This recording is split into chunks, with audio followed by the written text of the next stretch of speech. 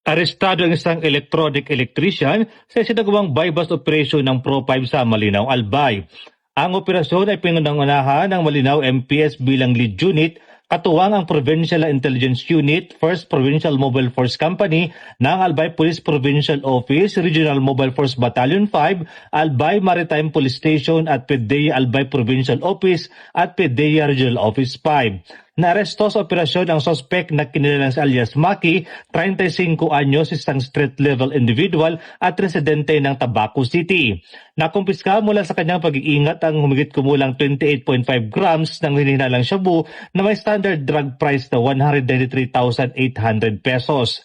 Ang naarestong sospek at mga nakumpiskang ebidensya ay dinala sa Malinaw MPS para sa tamang disposisyon. Isinagawa ang paghalughog, inventaryo at pagmamarka ng mga ebidensya sa mismong lugar ng insidente sa presensya ng sospek at mga dinakdang saksi alinsunod sa umiiral na alituntunin.